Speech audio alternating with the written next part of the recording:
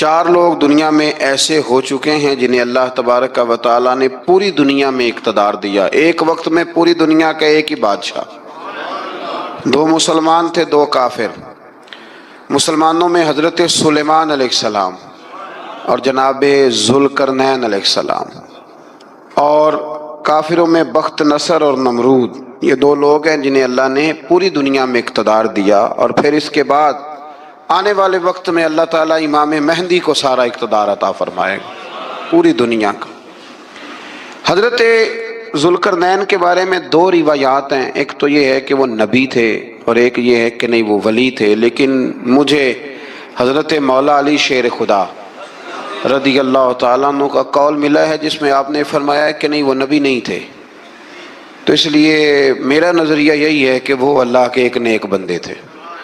اللہ نے انہیں پوری زمین میں اقتدار دیا۔ وہ ایک مہم پہ نکلے، ان کا ارادہ بنا کہ میں ذرا دنیا کا چکر لگاؤں، تو انہوں نے سفر شروع کیا کہ میں دیکھوں ذرا سورج غروب کہاں ہوتا ہے۔ تو فرماتے میں پہنچا، بڑا گیا، لیکن میں اس مقام تک پہنچ گیا جہاں سورج غروب ہوتا ہے، تو پھر میں نے دیکھا کہ ایک سیاہ کنواں ہے جس کے اندر جا کے وہ چھپ گیا ہے، لیکن رب کریم کی اس حقیقت تک میں پہنچ سکا نہیں۔ پھر آپ فرماتے ہیں کہ میں آگے نکلا تو مجھے ایک قوم کے بارے میں بتلایا گیا جو بڑی خونخوار قوم تھی، بڑی خونخوار، اس کو یاجوج اور ماجوج کہا جاتا ہے۔ یہ قوم اتنی خونخوار تھی کہ یہ درندوں کو بھی کھا جایا کرتے تھے، اتنے لمبے چوڑے ان کے قد تھے، اتنے زیادہ طاقتور تھے کہ سانپ اور بچھو بھی کھا جاتے تھے۔ یہ نکلا کرتے تھے سبزے کے دنوں میں تو ساری کھیتیاں اجاڑ جاتے تھے، ہر چیز تباہ کر جاتے تھے، حتیٰ کہ انسانوں تک کو کھا جاتے تھے۔ تو حضرت ذوالقرنین جب وہاں پہنچے تو اللہ تبارک و تعالیٰ نے انہیں ان مظلوم لوگوں کا مددگار بنایا جن پر یاجوج اور ماجوج کی قوم ظلم کرتی تھی۔ انہوں نے آپ سے کہا کہ حضور مہربانی فرمائیں، اس قوم سے تو ہماری جان چھڑائیں۔ تو آپ نے فرمایا تم میری مدد کرو۔ انہوں نے کہا حضور کس طرح؟ فرمایا بس جسمانی طور پر میری مدد کرو۔ تو آپ نے پھر وہاں ایک دیوار بنائی، ایک دیوار، لوہا کاٹ کر، سیسا پگھلا کر، پتھر ڈال کر ایک بڑی موٹی تازی دیوار بنائی، اور اتنی اونچی بنائی، اور پھر اس کے چاروں جانب آگ جلائی تاکہ وہ لوہا اس طرح پگھل جائے کہ وہ دیواروں کے ساتھ چپک جائے، تاکہ کوئی آدمی پیر رکھنا چاہے تو پیر رکھ کے اس پہ چڑھ نہ سکے۔ آپ نے وہ دیوار بنائی۔ اب اس قوم کا حال یہ ہوا کہ وہ اس کے اندر قید ہیں، وہ صبح جب اٹھتے ہیں تو اس کو توڑنا شروع کرتے ہیں، توڑتے رہتے ہیں، تو جب شام ہوتی ہے تو ان میں سے ہر روز ایک شخص کہتا ہے اتنی رہنے دو، باقی کل کریں گے۔ لیکن جب وہ سویرے اٹھتے ہیں تو اللہ تعالیٰ اس دیوار کو پھر سے مضبوط فرما دیتا ہے۔ نبی کریم علیہ السلام نے فرمایا قرب قیامت میں ایک وقت آئے گا، قیامت کے قریب جا کے ایک ٹائم ایسا آئے گا کہ اس مخلوق میں سے ہی ایک شخص پکارے گا اور پکار کے کہے گا کہ اب سو جاؤ انشاءاللہ۔ اللہ ان کی زبان پہ جاری کہے گا اب سو جاؤ اور سویرے انشاءاللہ یہیں سے شروع کریں گے۔ تو فرمایا وہ چونکہ انشاءاللہ کہیں گے تو پھر اللہ تبارک و تعالی اگلے دن اس دیوار کو وہیں پہ رکھے گا جہاں رات کو انہوں نے اسے چھوڑا تھا۔ اگلے دن وہ توڑیں گے تو دیوار ساری ٹوٹ جائے گی، اور پھر اللہ تبارک و تعالیٰ کا فضل ہوگا تو مسلمان کی طرف وہ بڑھیں گے، وہ قتل و غارت کریں گے، پھر سے وہی درندگی کریں گے۔ تو پھر حضرت عیسیٰ علیہ السلام ان کے لیے دعا کریں گے، تو دعا کا یہ حال ہوگا کہ ان کے وجود پر کچھ ایسی چیزیں برآمد ہوں گی جن کی وجہ سے وہ مر جائیں گے، ختم کر دیے جائیں گے، قیامت کے قریب جا کے وہ دوبارہ آئیں گے۔ اس کے بعد پھر اللہ تبارک و تعالیٰ نے سورہ کہف کی آخری آیات میں 7 سمندر اور ان جیسے اور بھی آ جائیں، فرمایا 7 سمندر ہوں اور ان جیسے اور بھی آ جائیں اور مل کر وہ روشنائی بن جائیں تو میرے رب کے کلمات ختم ہونے سے پہلے سمندر ختم ہو جائیں گے۔ اور آخری آیت میں اللہ تعالیٰ نے فرمایا کہ اے رسول صلی اللہ تعالی علیہ وسلم آپ کہہ دیجئے کہ میں تمہاری طرح ہی ایک بشر ہوں، انا بشر مثلکم، میں بھی تمہاری طرح ایک۔ اب مثلکم کا بہت سارے لوگوں نے ترجمہ اپنی طرح کا کر لیا ہے، حالانکہ حضور صلی اللہ تعالی علیہ وسلم نے فرمایا کہ بشر ہونے میں تمہاری طرح ہوں، रसूल होने में तुम्हारी तरह नहीं, अल्लाह का हबीब होने में तुम्हारी तरह। और वो ये जो मैं कह रहा हूँ ना, नहीं, तो ये सही बुखारी के लफ्ज़ हैं। हुजूर ने फरमाया अय्युकुम मिसली, कौन है तुम में जो मेरी तरह हो, ये सही बुखारी के लफ्ज़ हैं। अल्लाह तबारक व तआला समझने की तौफीक अता फरमाए। फिर इससे आगे सूरह मरियम शुरू होती है। इस सूरत में अल्लाह तबारक व तआला ने हज़रत ज़करिया अलैहिस्सलाम का जिक्र फरमाया है कि वो लावलद थे और बुढ़ापे की उम्र को पहुँच चुके थे। उन्होंने अल्लाह ताला से औलाद की दुआ की जो इनका और आले याकूब का वारिस हो, तो अल्लाह ताला ने उन्हें बेटे की बिशारत अता फरमाई जिसका नाम उन्होंने याहया रखा। बल्कि ये नाम उन्होंने पहले से रख लिया था, ये याहया नाम उन्होंने पहले से रख लिया था। मुझे अब लोग किस सेंस में मसला पूछते हैं ये नहीं मुझे पता, लेकिन मुझसे एक दोस्त ने कुछ दिन पहले पूछा कि पैदाइश से पहले बच्चे का नाम रखना जायज़ है। तो मैंने उन्हें कहा कि हाँ, आप सूरह मरियम पढ़ेंगे तो आपको अंदाज़ा होगा कि हज़रत ज़करिया ने बेटे का नाम पहले ही रख दिया था, क्योंकि उन्हें यकीन कामिल था कि रब करीम मुझे बेटा ही अता फरमाएगा। तो हज़रत याहया अलैहिस्सलाम को अल्लाह ताला ने बचपन में ही नबुव्वत अता की और किताब दी। इनके औसाफ ये बयान किए कि वो पाकीज़ा और मुत्तकी थे, माँ बाप के साथ नेकी करने वाले थे और सरकश नहीं थे। इन पर सलाम हो जब वो पैदा हुए, और इन पर सलाम हो जब उनकी वफ़ात हुई, और क़यामत के दिन जब उन्हें उठाया जाएगा। इससे मालूम हुआ कि नबी करीम अलैहिस्सलाम पर या किसी भी नबी पर सलाम भेजना और उस दिन पर सलाम भेजना जिस दिन अल्लाह ताला ने उन्हें पैदा फरमाया है, ये कुरान मजीद से साबित है। यानी आप ये कह सकते हैं कि जिस सुहानी घड़ी चमका तैबा का चाँद, उस दिल अफरोज सात पे, दिल अफरोज सात पे अल्लाह। तो ये ऐने कुरान मजीद है कि जिस दिन वो पैदा हुए उस दिन उन पर सलाम। अल्लाह ताला समझने की तौफीक अता फरमाए। फिर इससे आगे चलकर हज़रत मरियम सलामुल्लाह अलैहा का जिक्र है कि उनके पास फरिश्ता आया। हम तीसरे पारे में भी उनका जिक्र पढ़ आए, फिर एक और जगह पे भी इशारतन किनायतन उनका तज़किर आया कि उनके पास फरिश्ता इंसानी शक्ल में आया, और फरिश्ते ने आके कहा कि मैं आपको बेटे की बिशारत देने आया। कहने लगी मेरे पास कैसे बेटा आएगा, मुझे तो किसी मर्द ने छुआ ही नहीं। तो फरमाया रब ऐसे ही करता है जब वो किसी काम का इरादा फरमा लेता है। तो हज़रत मरियम के यहाँ अल्लाह तबारक व तआला ने हज़रत ईसा अलैहिस्सलाम की विलादत फरमाई। हज़रत ईसा बग़ैर बाप के पैदा हुए और हज़रत आदम अलैहिस्सलाम गैर माँ बाप के पैदा हुए। तो ये अल्लाह की कुदरत की निशानी है। अब हज़रत ईसा अलैहिस्सलाम की जब विलादत हुई तो ये आपका मुजज़ा और हज़रत मरियम की करामत सामने आई कि आप एक खुश्क खजूर के नीचे बैठी तो अल्लाह ताला ने उसे सरसब्ज़ व शादाब कर दिया, और आप उसको हिलाती थी तो वो खजूरें गिरती थी। बड़ी परेशान थी आपके कौम के सामने, क्या मुँह लेके जाऊँगी, लोग क्या कहेंगे। लोगों के लिए इल्ज़ाम लगाना, प्रोपेगेंडा करना बड़ा ही आसान काम है। दो ही तो काम दुनिया में आसान है, एक बदगुमानी करना और एक गीबत करना। और इतना मज़ेदार काम है कि आप सारी दिहाड़ी कराएं। कोई बंदा थकने को तैयार, माज़ल्ला सुम्मा माज़ल्ला सारा दिन। और अगर आप कहें कि अल्लाह का जिक्र करो, तस्बीह ले लो, सिर्फ 500 दफ़ा दुरूद शरीफ पढ़ लो, तो फिर क्या बनेगा, काम याद आ जाएगा। बहुत सारे लोगों निकल लेंगे। कभी कभी कुछ चीज़ें बड़ी याद रह जाती हैं। एक शायर ने एक शेर कहा था, मेरी थोड़ी सी शेरी ज़ौक़ है तो मुझे दिलचस्पी है, रह जाती हैं कुछ बातें ज़हन में।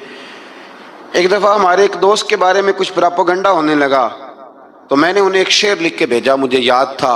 मैंने एक शेर लिखा, किसी शायर ने कहा था कि मखलूक तो फनकार है इस दर्जा के पल भर में, संगे दरे काबा से भी असनाम तराशे। काबे के अंदर से मिट्टी लेके लोग बुत बना लेते हैं और अल्लाह का शरीक बनाते हैं। तो कहने लगा शायर के मखलूक तो फनकार है इस दर्जा के पल भर में, संगे दरे काबा से भी असनाम तराशे। तुम कौन हो, क्या चीज है दागे कबाबी, लोगों ने तो मरियम पे भी इल्जाम तराशे। लोग तो मिनट लगाते हैं, वो जो रही मस्जिद में, पली मस्जिद में, लोगों ने इल्जाम लगाने का वक्त आया तो इल्जाम लगा दिया, सैयद आयशा सिद्दीका पे लगा दिया। सिद्दीक की बेटी और सिद्दीका, आप सोच सकते हैं कि लोग कहां तक जाते हैं और बातें कहां तक पहुंचती हैं। तो ये मेरे रब करीम का फजल और करम है कि जनाब मरियम की बारात का ऐलान भी कुरान ने किया और हजरत आयशा सिद्दीका की बारात का ऐलान भी कुरान पाक ने फरमाया। ये भी कुरान मजीद ने फरमाया है। اور کل پرسوں بھی بات ہو رہی تھی حضرت یوسف علیہ السلام کی، تو الزام تو لگتے رہتے ہیں. تو میں نے اس دن بھی سوال کیا تھا، پھر دہراتا ہوں کہ غلطی کیا تھی حضرت یوسف کی؟ کبھی کنواں اندھیرا، کبھی بھائیوں کے تھپڑ، کبھی مصر کا بازار. اور ذرا سوچو تو صحیح، جب بولیاں لگتی ہیں انسان کی تو کیا حال ہوتا ہے. اور پھر ذرا یہ بھی تو دیکھو نا کہ جب زلیخا نے الزام لگایا تو پھر کیا حال ہے. اور پھر 12 سال کی جیل پر رب فرماتے ہیں شانیں میں نے یوسف کو ہی عطا فرمائی ہیں. تو حضرت مریم سلام اللہ علیہا جب وہ بیٹا لے کے گئی ان کے پاس تو انہوں نے کہا یہ کہاں سے آ گیا؟ تو آپ فرمانے لگی میں نے تو چپ کر روزہ رکھا ہوا ہے، اسی سے پوچھ لو یہ کہاں سے آیا ہے، یہی بتائے گا. پنگھوڑے میں تھے حضرت عیسیٰ علیہ السلام، پنگھوڑے میں. تو قرآن مجید کہتا ہے کہنے لگے قال انی عبد اللہ، حضرت عیسیٰ بولے اور بول کے کہنے لگے میں اللہ کا بندہ ہوں. اور آتانی الکتاب، خالی نہیں آیا، کتاب ساتھ لے کے آیا ہوں. وجعلنی نبیا، اور اس نے مجھے نبی بنا کے بھیجا ہے. تو حضرت عیسیٰ علیہ السلام پنگھوڑے میں ہیں تو کلام فرما رہے ہیں، اپنے نبی ہونے کا اعلان فرما رہے ہیں. اب اس بندے کے قریب جا کے اس سے سوال کرنے کو دل نہیں کرتا جو نبی پاک کے بارے میں کہتا ہے 40 سال کے بعد نبی بنے. یہاں پنگھوڑے میں حضرت عیسیٰ کلام کریں، پنگھوڑے میں، اور وہ پنگھوڑے میں کہیں میں نبی ہوں. اور تو اپنے رسول کے بارے میں یہ کہے کہ بکریاں چرا رہے تھے تو معاذ اللہ انہیں پتہ ہی نہیں تھا کہ میں نبی بن جاؤں گا. ایسی کوئی بات نہیں. اعلیٰ حضرت فرماتے ہیں اللہ اللہ وہ بچپنے کی پھبن، یعنی بچپن میں بھی رنگ ڈھنگ نرالے تھے میرے رسول کی. اللہ اللہ وہ بچپنے کی پھبن، اس خدا بھاتی صورت پہ لاکھوں سلام، اس خدا بھاتی صورت پہ. اور مرحوم اعظم چشتی نے بھی ایک جملہ بڑا خوبصورت کہا، اس نے کہا تیری حیات پاک کا ہر لمحہ پیغمبر لگے، تیری حیات پاک کا ہر لمحہ پیغمبر لگے. پھر اس سے آگے آیت نمبر 41 سے ایک بار پھر حضرت ابراہیم علیہ السلام کا ذکر ہے کہ وہ بہت سچے نبی تھے. انہوں نے اپنے چچا کو بے جان بتوں کی عبادت سے روکا، عذاب الہی سے ڈرایا. اس نے کہا کہ آپ ہمیں ہمارے خداؤں سے پھیرنا چاہتے ہیں، اس سے رک جائیں ورنہ ہم آپ کو سنسار کر دیں گے. ابراہیم علیہ السلام نے کہا کہ میں آپ کے لیے اپنے رب سے استغفار کرتا رہوں گا، وہ مجھ پر بہت مہربان ہے. تو اللہ تبارک و تعالیٰ نے انہیں اسحاق علیہ السلام بیٹے اور یعقوب علیہ السلام پوتے کی بشارت دی، اور یہ بھی فرمایا کہ یہ دونوں نبی بھی ہوں گے. پھر آیت نمبر 51 سے لے کر 58 تک مختلف انبیاء کا ذکر ہے. اللہ تعالیٰ نے اس میں فرمایا کہ حضرت موسیٰ کو برگزیدہ رسول، نبی اور اللہ کا رازدار کہا گیا، اور حضرت ہارون کی نبوت کا بیان بھی ہوا، اور حضرت اسماعیل کو وعدے کے سچے، نماز اور زکوٰۃ کا حکم دینے والے رسول اور نبی اور اللہ کا پسندیدہ قرار دیا گیا. ادریس علیہ السلام کو صدیق نبی قرار دیتے ہوئے فرمایا کہ ہم نے ان کو بلند جگہ پہ بٹھایا ہے. کہاں ہے ادریس علیہ السلام؟ چوتھے آسمان میں بھی، اور جنت کا قول بھی ہے. دو روایتیں ان کے بارے میں ملتی ہیں. ایک تو یہ ہے کہ وہ حضرت ملک الموت سے ایک دفعہ کہنے لگے تو میرا یار نہیں بن جاتا، اللہ ہی بھلا کرے. حضرت اسرائیل کو کہنے لگے دوست بن جو، کہ بن جاتے ہیں، دوستی ہو گئی. فرمانے لگے یار موت کا ذائقہ کیسے چکھاتا ہے؟ کہنے لگا میں آپ کو چکھا دیتا ہوں. آپ کو موت کا ذائقہ چکھایا اور دوبارہ پھر روح ڈال دی، آپ اٹھ کے بیٹھ گئے. کہنے لگے دوزخ تو دکھا، نے وہ بھی دکھا دی. فرمایا جنت تو دکھا، جنت بھی دکھائی. تو کہنے لگا واپس چلیں. فرمانے لگے اب تو نہیں جانا. کیوں؟ فرمایا رب فرماتا ہے ہم فیہ خالدون، جو جنت میں آئے گا یہیں رہے گا. میں کہا جناب وہ تو پہلے موت کا ذائقہ چکھنا ہے، پل صراط جو دوزخ کے اوپر ہے وہاں سے گزرنا ہے. تو آپ فرمانے لگے یہ دونوں کام میں کر چکا ہوں اور تو نہیں کرائے ہیں، لہذا میں آ گیا ہوں تو میں نے یہیں پہ رہنا ہے. اب حضرت ملک الموت علیہ السلام نے عرض کی مالک یہ تیرا بندہ. فرمایا تیری دوست بھی اس کے ساتھ لگی تھی تو میری توفیق سے ہی لگی تھی، اور یہ یہاں تک آئے بھی میری توفیق سے ہی ہے. میرا ارادہ بن گیا انہیں یہاں رکھنے کا. میری طلب بھی تو تیرے کرم کا صدقہ ہے، میری طلب بھی تو تیرے کرم کا صدقہ ہے. یہ پاؤں اٹھتے نہیں بلکہ یہ اٹھائے جاتے ہیں. تو یہ بھی تو اس کا کرم ہوتا ہے نا کہ وہ کس طرح کر کے کسی کو نوازتا ہے. آیت نمبر 59 میں اللہ تعالیٰ کے فرما بردار اور سرکش بندوں کے احوال اور جو ان کے آخرت میں احوال ہوں گے ان کا ذکر کیا گیا ہے۔ آیت نمبر 66 میں بتایا گیا ہے کہ منکرین آخرت حیات بعد الموت کے بارے میں ہمیشہ شک میں مبتلا رہے۔ انہیں یقین ہونا چاہیے کہ مرنے کے بعد دوبارہ وہی خالق زندہ کرے گا جس نے پہلی بار بغیر کسی نام و نشان کے پیدا کیا۔ آیت نمبر 76 میں بتایا کہ جو لوگ گمراہی میں مبتلا ہیں ان کے ابتلا میں اضافے کے لیے مہلت کی مدت بڑھا دی جاتی ہے، اور جو ہدایت یافتہ ہیں ان کو مزید استقامت نصیب ہوتی ہے۔ اللہ کے ہاں ثواب اور انجام خیر کے اعتبار سے باقی رہنے والی نیکیاں سب سے زیادہ بہتر۔ ایسی نیکیاں کریں جو باقی رہیں ہمیشہ، کیا کہتے ہیں؟ صدقہ جاریہ۔ آیت نمبر 81 میں فرمایا کہ مشرکین اس امید پر اللہ کے سوا معبودان باطل کی عبادت کرتے ہیں کہ مشکل میں ان کی مدد کریں گے، فرمایا ہرگز نہیں، وہ ان کے دشمن بن کے عبادت کا انکار کریں گے۔ آیت نمبر 88 میں بتایا کہ کفار نے اللہ کی طرف اولاد کی نسبت کر کے نہایت سخت بات کی۔ یہ تو اتنا سنگین جرم ہے کہ اس سے آسمان پھٹ پڑے، زمین شک ہو جائے اور پہاڑ ریزہ ریزہ ہو جائیں۔ مزید فرمایا کہ آسمان اور زمین میں جو کوئی بھی ہے سب اللہ کے حضور بندے بن کے حاضر ہوں گے۔ آیت نمبر 97 میں فرمایا جو لوگ ایمان لائے اور نیک کام کیے ان قریب رحمان لوگوں کے دلوں میں ان کی محبت پیدا فرما دے۔ یہ جو شرک والا معاملہ ہے نا، یہ بڑا سادہ سا ہے۔ کچھ لوگ آج نئے فلسفی اٹھے ہیں تو وہ کچھ عجیب و غریب سی باتیں دہریوں جیسی کرنے لگے ہیں، اور بعض مضامین ہم دیکھتے ہیں تازے جو چھپتے ہیں ان کے اندر بھی وہ اشارتاً کنایاتاً مذہب کی بنیاد پر تقسیم نہیں ہونی چاہیے، انسان بحیثیت انسان قابل تکریم ہے۔ تو ایک بات سمجھ لیں کہ جو مکان کی رجسٹری آپ کے نام ہے اگر کوئی اور دعویٰ کرے اس کا تو آپ کو برداشت ہے؟ یہ ہو نہیں نہ سکتا میاں۔ ملک میں وزیر کئی ہو سکتے ہیں پر وزیر اعظم ایک ہوتا ہے، اس کو سمجھ لیں۔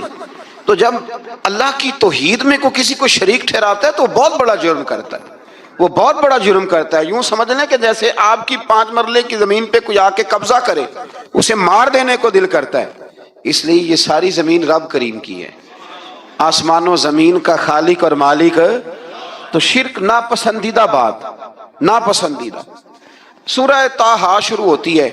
اس سورہ طٰہٰ میں نبی پاک صلی اللہ تعالی علیہ وسلم کو رب کریم نے فرمایا کہ محبوب قرآن اس لیے نازل نہیں کیا تھا کہ آپ مشقت میں پڑ جائے۔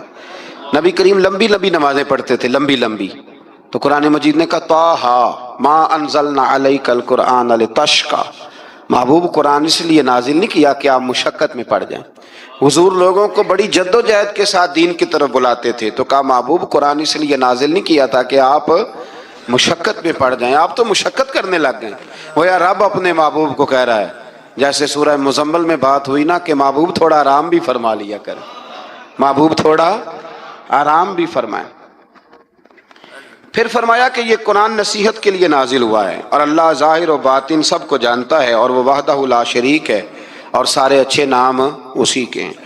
آیت نمبر 10 میں فرمایا کہ مدین سے واپسی کے سفر کے دوران موسیٰ علیہ السلام اس واقعے کا بیان کیا کہ وہ اپنی جگہ پر رکے ہوئے تھے، تو وہیں انہیں غیب سے ندا آئی کہ موسیٰ میں آپ کا رب ہوں، آپ وادی مقدس میں ہیں تو ادباً اپنے جوتے اتار دیجئے، میں نے آپ کو چن لیا ہے، میرے پیغام وحی کو توجہ سے سنیے، میں اللہ وحدہ لا شریک ہوں، میری بندگی کیجیے، میری یاد کے لیے نماز قائم کیجیے، قیامت آنے والی ہے اسی کی طرف آپ توجہ فرمائیے۔ اسی موقع پر آپ کو جو معجزات عطا کیے گئے ان کا بھی ذکر ہے، اور وہ ہم پیچھے بہت ساری جگہوں پہ اس کا ذکر کر آئے کہ اللہ تعالیٰ نے ان کو ایک ایسا عصا عطا فرمایا تھا کہ وہ ایک دم میں ہی بہت بڑا اژدہا بن جایا کرتا تھا، اور پھر حضرت سیدنا موسیٰ علیہ السلام اپنا ہاتھ گریبان میں ڈال کے نکالتے تھے تو آفتاب کی طرح روشن ہو جاتا تھا۔ اقبال کہتے ہیں یدے بیضا لیے بیٹھے ہیں اپنی آستینوں،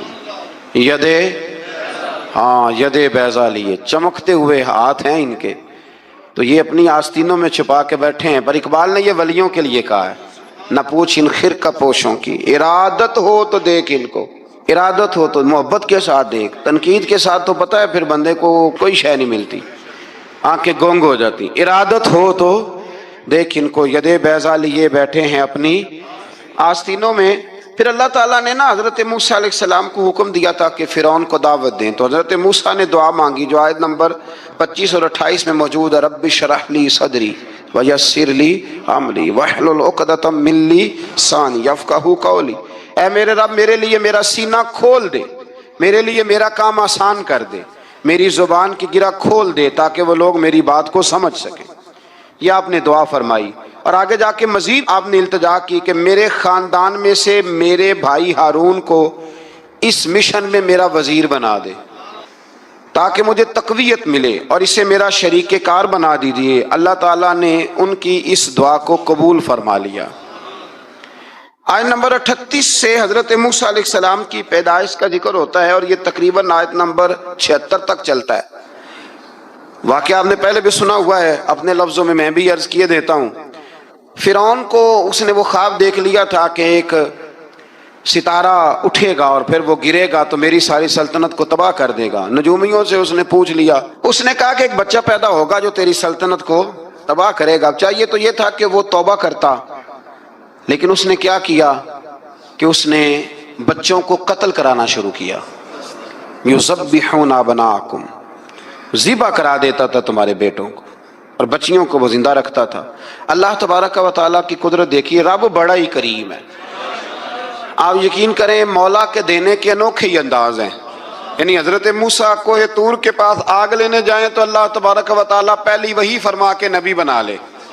بھائی حضرت یوسف کو کنویں میں ڈالیں تو رب وہاں سے نکال کے مصر کا حکمران بنا دے۔ وہ بڑا ہی بے نیاز ہے، مولا کے دینے کے انداز بڑے ہی انوکھے ہیں، وہ بڑے انوکھے انداز میں نوازتا ہے۔ تو حضرت موسیٰ جب پیدا ہوئے تو ان کی والدہ نے پتہ کیا کیا، ان کو ایک صندوق میں بند کر کے دریا میں بہا دیا۔ اب دریا میں بہتے جا رہے ہیں تو ماں تھی تو پریشان بھی ہو گئی، ان کی ہمشیرہ کو کہنے لگی ذرا دھیان رکھنا کدھر جاتے ہیں۔ حضرت موسیٰ علیہ السلام دریا میں بہتے بہتے نا فرعون نے نا دریا کے کنارے مکان بنایا ہوا تھا۔ آپ کو پتہ ہے بادشاہوں کا ذوق ہوتا ہے، آج کل ہمارے جو حکمران ہیں انہوں نے اس کا نام فارم ہاؤس رکھا ہوا ہے، میرا فارم ہاؤس، اور پرانے زمانے میں لوگ ڈیرا کہتے تھے۔ تو اس نے بھی اس طرح کا فارم ہاؤس بنایا ہوا تھا۔ وہاں پہ حضرت موسیٰ علیہ السلام تیرتے ہوئے تابوت کے اندر صندوق کے اندر جا رہے ہیں۔ فرعون اور ان کی بیوی حضرت آسیہ بے اولاد تھیں، بڑی تڑپ تھی بیٹے کی، وہ بھی وہاں کھڑی تھی۔ صندوق تیرتا ہوا آیا تو فرعون نے کہا کہ جاؤ پکڑ کے لاؤ دیکھو کیا ہے۔ جب وہ لے کے آئے نا تو آپ کی ہمشیرہ جو نگرانی کر رہی تھی پریشان ہو گئی کہ یہ تو اس کے ہاتھ لگ گئے، یہ تو اب مار ڈالے گا۔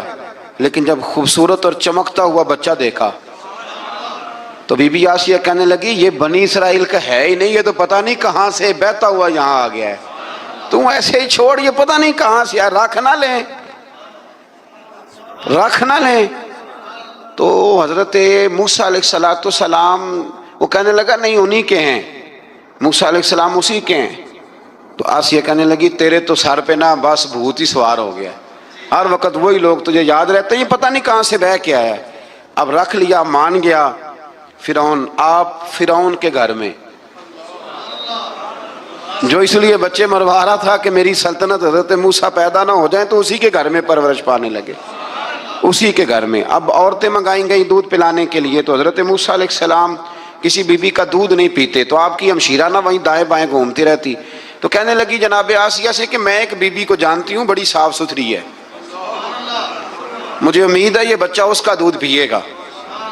تو فرعون کہنے لگا دوڑ کے لا، تو اپنی والدہ کو لے کے آئیں تو حضرت موسیٰ نے فوراً دودھ پینا شروع کر دیا۔ فرعون کو پھر تھوڑا شک ہوا۔ ایک روایت یوں بھی لکھی ہے بعض لوگوں نے کہ فرعون ایک دن اٹھایا ہوا تھا حضرت موسیٰ کی ابھی تھوڑی سی عمر تھی، تو آپ نے اس کی داڑھی پکڑ کے تو ایک گھونسا دے مارا، جلالی تو شروع سے ہے نا۔ تو کہنے لگا آسیہ تو مان نہ مان یہ بچہ وہی ہے۔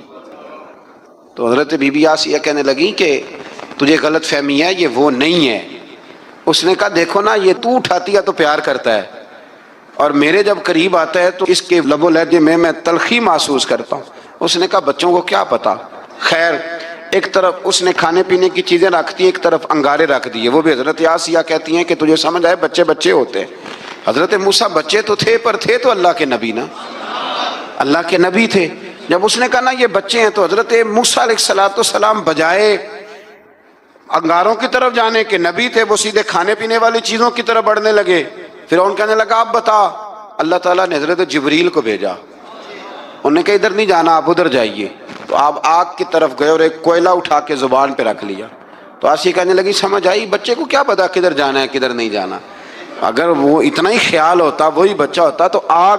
اور بعض مفسرین نے لکھا ہے یہ جو حضرت موسیٰ دعا مانگتے تھے نا رب اشرح لی صدری ویسر لی امری، یہ وہ آگ کا انگارہ جب کوئلہ منہ میں رکھا تھا نا تو اس کی وجہ سے زبان میں کچھ لکنت آ گئی تھی، تو آپ دعا کرتے تھے کہ یا اللہ میری زبان کی وہ بند گرا کھول دے تاکہ میں کھل کے فرعون کے سامنے بات کر سکوں۔ وہیں حضرت موسیٰ پلنے لگے، وہیں پلے، وہیں جوان ہوئے، وہیں اللہ نے ساری دولتیں دی، بہن بھی ملی، ماں بھی ملی، اور سارے عزیزوں کا پیار بھی ملا۔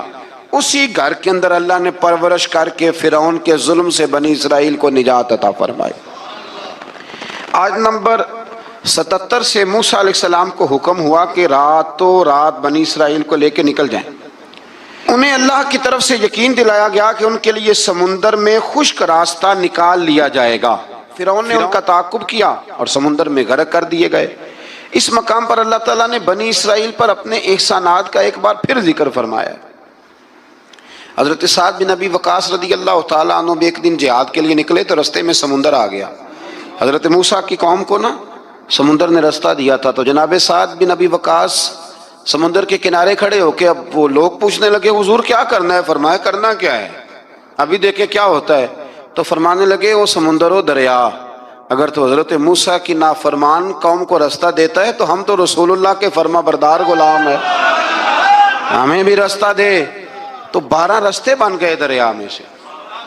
جناب سعد بن ابی وقاص لشکر لے کے گزر گئے، باہر گئے تو ایک دفعہ پھر صحابہ کو یقین دلایا، فرمایا کسی کی کوئی چیز تو نہیں رہ گئی دریا میں؟ دشت تو دشت ہیں دریا بھی نہ چھوڑے ہم، بحر ظلمات میں دوڑا دیے۔ اب میں کیا کروں، علامہ اقبال نے ہر جگہ کلام لکھا ہے، ہر جگہ۔ یہ آپ کو پتہ نا ایک صاحب مجھے بھی سمجھا رہے تھے، میں نے جمعے میں بھی وضاحت کی، کہنے لگے آپ اقبال کی بڑی تعریفیں کرتے ہیں۔ میں نے کہا مجبوری ہے، وہ کام ہی تعریفوں والے کرتے ہیں تو ہو جاتی ہیں، کیا کیا جائے، عام دام برسر مطلب۔ تو حضرت سعد بن ابی وقاص نے پوچھا کچھ رہ تو نہیں گیا؟ کہا جناب پیالہ رہ گیا میرا مٹی کا دریا میں۔ تو حضرت سعد بن ابی وقاص کہنے لگے کوئی مسئلہ نہیں، ہم رسول اللہ کے غلام ہیں، اور اس پر بڑی دلائل ہیں، وقت نہیں ہے آگے بڑھنا ہے۔ فرمایا او دریا او ہمارا پیالہ تو واپس کر دے۔ تو ایک لہر آئی تو پیالہ بھی کنارے پہ پھینک گئی۔ تو اللہ تعالیٰ نے حضرت موسیٰ علیہ السلام کی قوم کو وہاں سے نجات دی۔ آیت نمبر 85 سے سامری کا ذکر ہے۔ سامری ایک جادوگر تھا۔ جب حضرت موسیٰ علیہ السلام تشریف لے گئے نا کوہ طور پہ، تو اس نے نا سونے کا ایک بچڑا بنا دیا تھا، اور اس کے منہ میں ایسی تاریں اس نے لگائی تھیں کہ جب ہوا چلتی تھی تو وہ تاریں بجتی تھیں، مفسرین نے لکھا ہے۔ تو بنی اسرائیل والوں کو یہ کہتا تھا دیکھو یہ بولتا ہے، تو بڑے کمزور ایمان کے لوگ تھے، اس طرف متوجہ ہو گئے۔ حضرت موسیٰ علیہ السلام واپس آئے تو انہوں نے پوچھا کہ یہ ماجرا کیا ہے؟ تو اس نے کہا کہ میں نے نا حضرت جبریل علیہ السلام کا گھوڑا جب چل رہا تھا تو ان کے پاؤں سے جو مٹی لگ رہی تھی وہ مٹی میں نے تھوڑی اٹھا لی تھی، اور وہ میں نے اس کے منہ میں رکھی ہے، جس کی وجہ سے اس کے منہ سے آواز ہے۔ وہ مٹی کب اٹھائی تھی وہ بھی لکھا ہے مفسرین نے کہ حضرت موسیٰ علیہ السلام نے جب کہا نا بنی اسرائیل والوں کو کہ گھوڑے ڈالو اندر، حالانکہ رستے بن بھی گئے تھے، پھر بھی کہنے لگے ایسا نہ ہو کہ اندر جائیں تو پانی پھر آ جائے۔ تو یہ جاتے نہیں تھے، ڈرتے تھے، کمزور ایمان کے لوگ تھے نا۔ اصل مسئلہ نا اندر کا ہے، آپ یقین کریں یہ بڑی باکمال بات ہے۔ میں تو اس نتیجے پہ پہنچا ہوں تھوڑی سی زندگی گزار کے کہ یقین اگر مضبوط ہو نا تو انسان کی زندگی کا ہر کٹھن رستہ آسان ہو جاتا ہے، لیکن جن لوگوں کے اندر مسائل بہت زیادہ ہوتے ہیں ان کے لیے بیرونی کوئی کام کرنا بھی بڑا ہی مشکل ہوتا ہے۔ تو یہ لوگ کہنے لگے کیسے اندر جائیں گے تو پھر نہ پانی مل جائے۔ تو حضرت جبریل امین آئے گھوڑی پہ بیٹھے ہوئے، انہوں نے آگے آگے گھوڑی دوڑائی، تو آگے گھوڑی دوڑی تو ان کے گھوڑے خود بخود پیچھے دوڑ پڑے۔ حضرت سیدنا جبریل کی گھوڑی جہاں پیر رکھتی تھی وہاں سے سبزہ اگتا تھا۔ سامری جادوگر تھا، حیرت انگیز چیزوں کو جمع کر لیتا تھا، اس نے وہ جمع کر کے رکھ لی اور بچڑا بنا دیا۔ تو حضرت موسیٰ علیہ السلام نے جب اس سے پوچھا تو اس نے یہ بات بتائی اور کہنے لگا یہ تدبیر مجھے میرے نفس نے سجائی تھی۔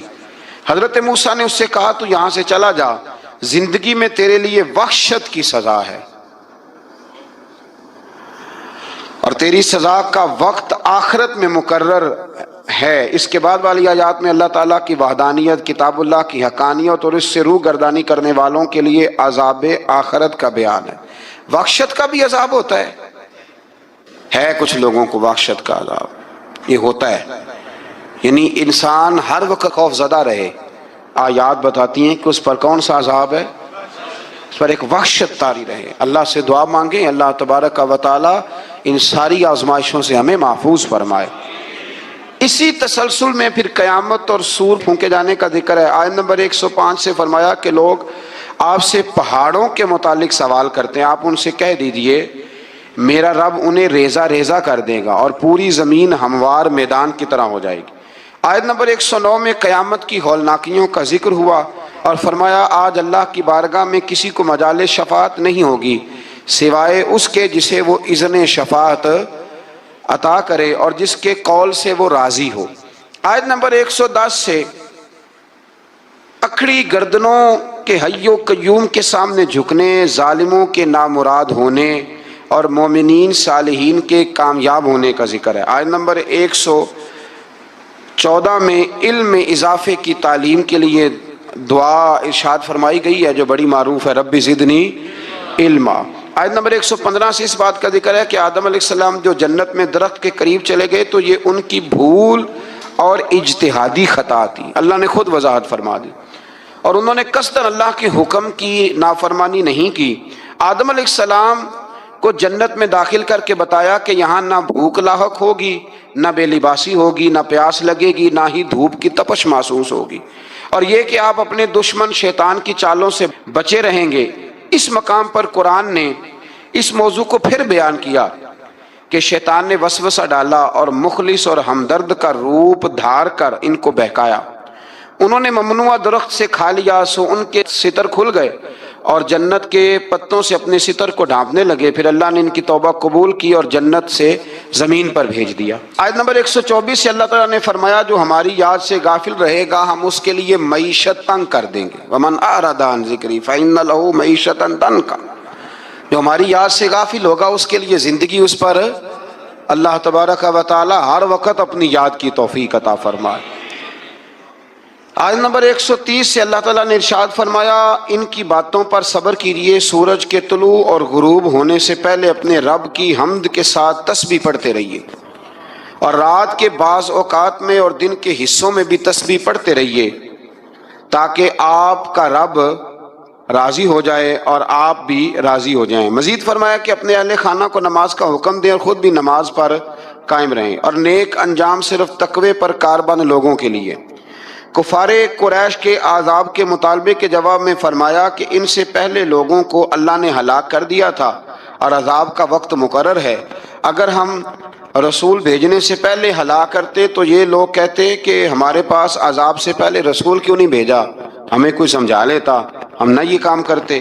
اور فرمایا انتظار کرو تم ان قریب جان لو گے سیدھے راستے والے اور ہدایت یافتہ لوگ کون ہیں۔ قیامت میں اللہ تعالیٰ مجرموں کو حساب لے گا تو کہیں گے یا اللہ ہم تو تھوڑی دیر کے لیے تو گئے تھے، وہ پل بھر کے لیے گئے تھے، جھوٹ بول دیں گے تو اللہ فرمائے گا یہ تو تمہاری پرانی عادت ہے، یہ پرانی عادت ہے مجرم کی، کہ مجرم کیا کرتا ہے، جھوٹ بولتا ہے۔ نماز کیوں نہیں پڑھتے، کہتے کپڑے نہیں پاک۔ آؤ پھر ہوٹل پہ کھانا کھانے چلے تو کہتا میں ذرا بدل کے آیا۔ یعنی مجرمانہ سوچ ہے نا، غفلت کی سوچ، اور پھر اس پر دلائل دینا۔ یعنی آپ کسی سے پوچھے نماز پڑھتے ہو، کہتے ہیں حضرت صاحب جھوٹ نہیں بولنا، میں فجر کی پڑھتا ہوں باقی نہیں پڑھتا۔ میں نے کہا بڑا سچا ہے بھائی تو، یعنی میں جھوٹ نہیں بولتا۔ خدا کے بندے اتنی ڈھٹائی سے تو بات کر رہا ہے، اتنی ڈھٹائی سے۔ اور ایک بات آپ کو بڑی ذمہ داری سے عرض کرنے لگا ہوں، ذرا میری بات کو سمجھنا، اگر آپ 4 دن مسلسل گھر نہ جائیں، آپ کی بیوی شور کرتی ہے کہ نہیں کرتی؟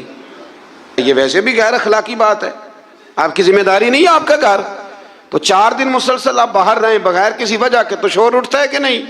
اگر ابا جی آپ کے رہتے ہیں نا سعودی عرب میں تو وہاں بھی فون چلا جائے گا، اس کو سمجھائیں 4 دن سے گھر نہیں ہے۔ تو 4 दिन घर ना जाए तो शोर होता है, और तू महीना महीना मस्जिद ही नहीं जाता, और फिर तेरे अंदर फिर मद्दो जजर ना हो, फिर जवार फाटा ना हो, फिर सारी नेमतें मौजूद होने के बाद तेरा कलेजा मुंह को ना आए, फिर तेरा जिगर ना फटे, फिर रात को तुझे नींद कैसे आए? इसलिए कि तूने वो अपने अंदर के साथ धोखा शुरू कर दिया। तू वहां गया ही नहीं जहां से तुझे 5 वक्त आवाज आती है, तो तवज्जो ही नहीं की। इसलिए समझ ले कि जो अंदर बेचैनी है इसका कोई ना कोई सबब है, कहीं ना कहीं तो हमने गलती की है, किसी न किसी जगह तो कोई मामला ऐसा है। इमाम मालिक रहमतुल्लाह अलैह के पास एक शख्स आया तो नाजायज पैसे कमाया करता था। कहने लगा हुजूर सुकून कोई नहीं। तो इमाम साहब ने एक की जुमला कहा, फरमाने लगे अमानतें अमानतदारों के हवाले कर दे, रब तुझे सुकून अता कर देगा।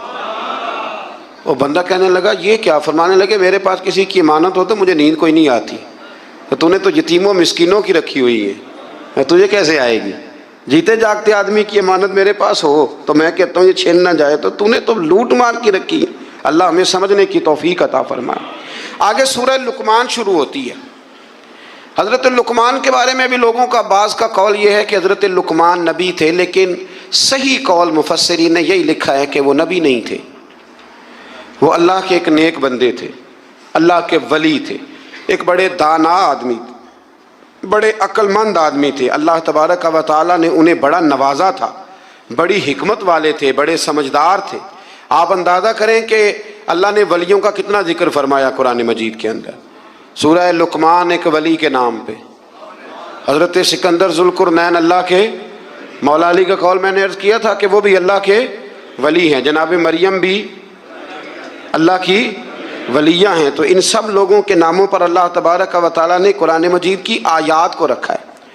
तो सूरह लुकमान है, इसमें हज़रत लुकमान ने जो अपने बेटे को नसीहतें की उनका भी जिक्र है, और भी कई चीज़ों का जिक्र है, लेकिन इसका जो अहम मजमून है वो यही है कि हज़रत लुकमान ने अपने बेटे को नसीहत की। एक बात समझ लेना, बड़ी दुनिया नसीहत करती है, लेकिन जो बाप शफकत के साथ गोद में बिठा के नसीहत करता है उसका बड़ा ही मज़ा आता है।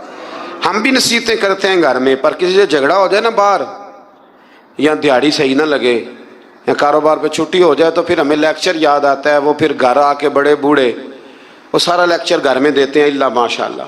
वो मेरी तरह किसी और के सताए हुए, जाने किस उम्र में जाएगी ये आदत मेरी, रूठना उससे तो औरों से उलझते फिरना। यानी बात कोई और है, और घर आके तुम नमाज नहीं पढ़ते बच्चे मेरे, इसलिए सारी बेबरकती है। बाप बेगम साहबा आप चूंकि नमाज नहीं पढ़ती, सारी तबाही सी होती है, तबाही बच्चे नमाज ना पढ़ें तो, घर वाली नमाज ना पढ़े तो बेबरकती होती है। पर अब आपका मूड बन गया था तो आपने लेक्चर दिया, तो इस तरह थोड़ी बच्चे नमाज पढ़ेंगे। बच्चे तो इस तरह नमाज पढ़ते हैं कि आप शफकत की गोद में उन्हें बिठा लें, फिर उनका माथा चूमें और कहें पुत्र तू 1 रकत पढ़ेगा ना तो तेरे बाप का कद अल्लाह 1 फुट बुलंद करेगा क़यामत में, इज्जत का कद ऊंचा होगा, इज्जत का। इस तरह जब कोई नसीहत करता है ना अपने बच्चे को, इस तरह जब कोई नसीहत करता है तो बातें रह जाती हैं तबीयत में, रह जाती हैं मिजाज में।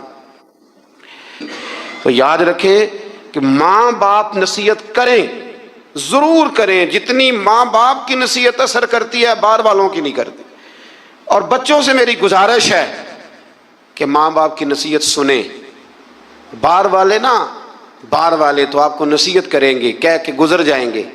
बाप नसीहत नहीं करता, बाप तो आपसे अपना दर्द दिल बयान करता है, और इतनी तड़प किसी में नहीं होती कि आप बच जाएं जितनी आपके माँ बाप में होती। इनकी ध्यान लगा के बात सुने, इनकी तरफ तवज्जो करें।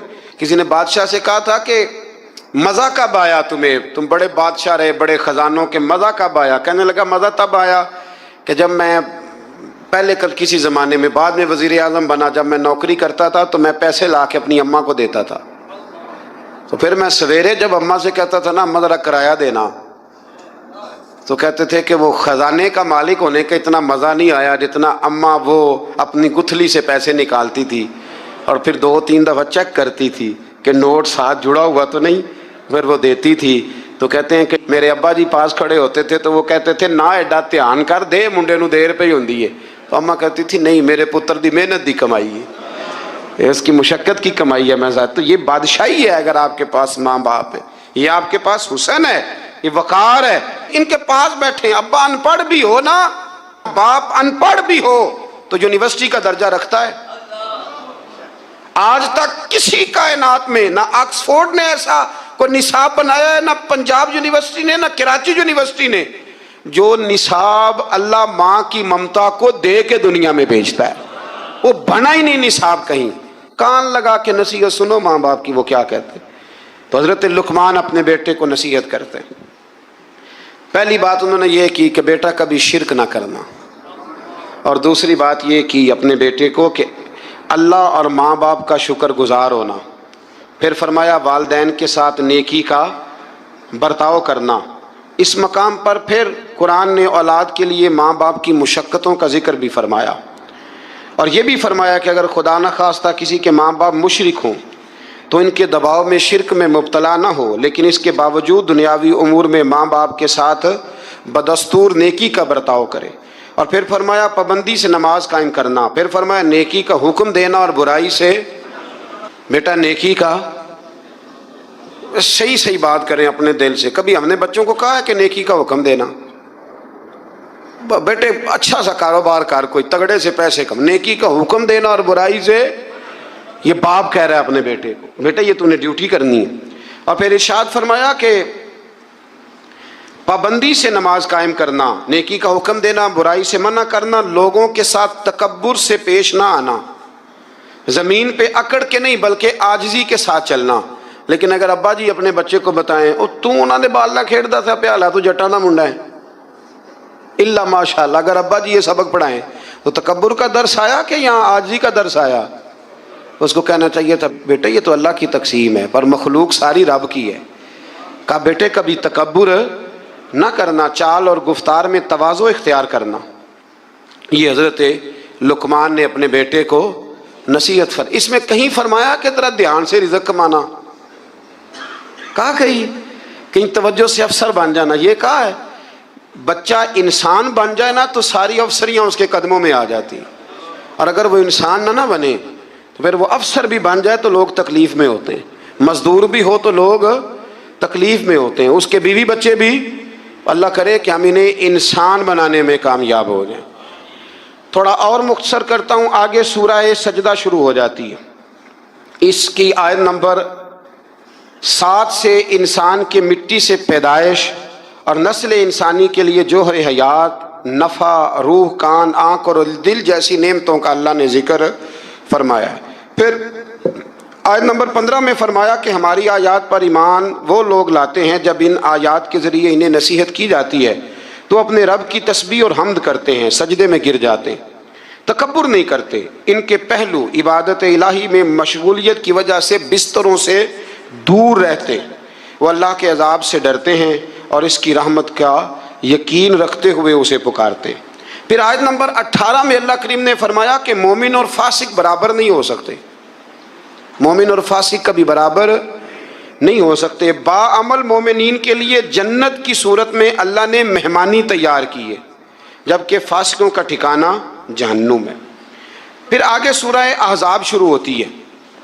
سورہ احزاب، اس سورہ مبارکہ کی آیت نمبر 4 میں اللہ تعالیٰ نے فرمایا کہ میں نے کسی انسان کے پہلو میں 2 دل نہیں بنائے، دل ایک ہے، آنکھیں کتنی ہیں، کان کتنے، پیر کتنے، 2، ہونٹ کتنے، لیکن اللہ فرماتے ہیں دل میں نے، یہ نہیں ہو سکتا کہ ایک دل میں تم مجھے رکھ لو، ایک میں میرے دشمن کو رکھ لو، یہ نہیں ہو سکتا کہ ایک دل میں اسلام ہو دوسرے میں کفر ہو، یہ نہیں ہو سکتا کہ ایک دل میں میرا محبوب ہو اور دوسرے میں تم نے کسی دنیا دار کو بٹھایا ہو۔ دل ایک ہے تو محبوب بھی ایک ہی ہونا چاہیے۔ وہ الگ بات ہے کہ کبھی کبھی کسی شاعر نے یہ شکوہ کیا ہے، وہ بھی شکوہ نہیں، اس نے اپنی بات کی، ہم اپنے لفظوں میں لیتے ہیں نا۔ یوں سمجھ لیں کہ کسی نے کہا کہ میں حضور سے محبت کرتا تھا تو مجھے تڑپ لگ گئی تو تڑپ کا مزہ بڑا آیا۔ اعلیٰ حضرت نے بھی کہا نا عشق تیرے صدقے جلنے سے چھٹے سستے، جو آگ بجھا دے گی وہ آگ لگائی ہے۔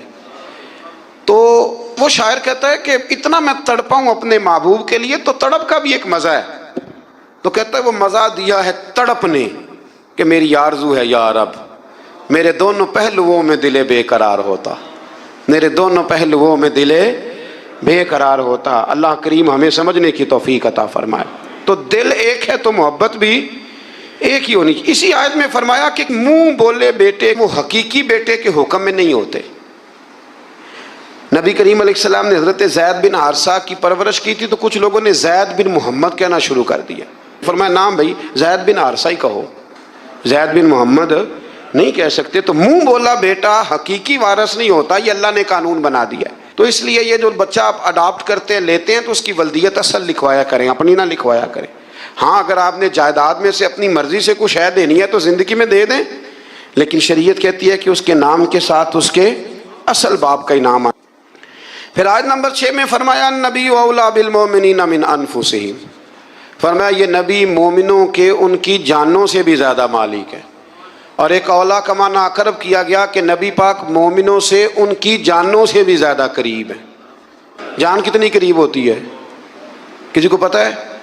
کسی سائنسدان کا قول, کسی ڈاکٹر کا, تو جو سائنس آج تک یہ نہیں بتا سکی کہ جان کتنی قریب ہے, وہ اس کا پتہ کیسے بتائے گی جو جان سے بھی زیادہ قریب ہے.